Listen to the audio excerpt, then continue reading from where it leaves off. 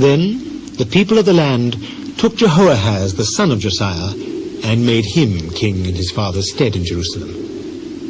Jehoahaz was 23 years old when he began to reign, and he reigned 3 months in Jerusalem.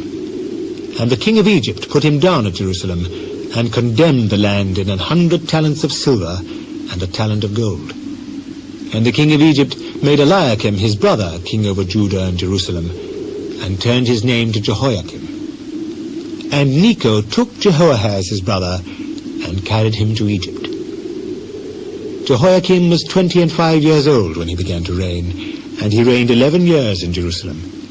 And he did that which was evil in the sight of the Lord his God.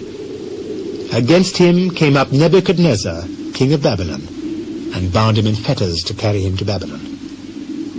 Nebuchadnezzar also carried the vessels of the house of the Lord to Babylon, and put them in his temple at Babylon.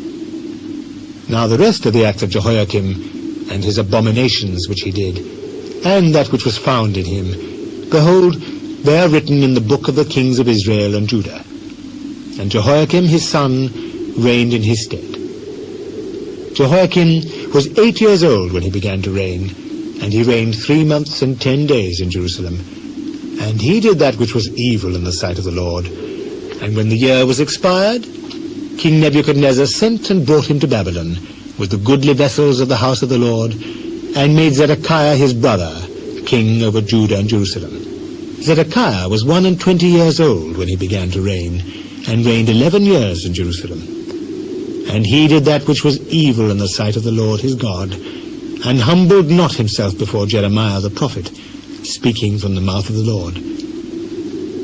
And he also rebelled against King Nebuchadnezzar, who had made him swear by God. But he stiffened his neck, and hardened his heart from turning unto the Lord God of Israel.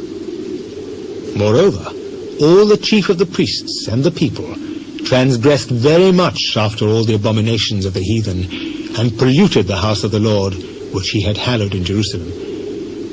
And the Lord God of their fathers sent to them by his messengers, rising up betimes and sending, because he had compassion on his people and on his dwelling place.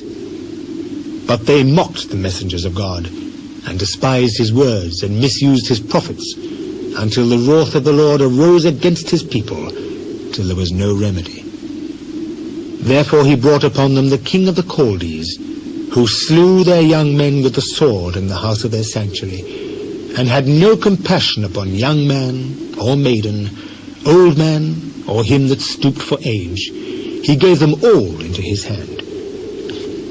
And all the vessels of the house of God, great and small, and the treasures of the house of the Lord, and the treasures of the king and of his princes, all these he brought to Babylon.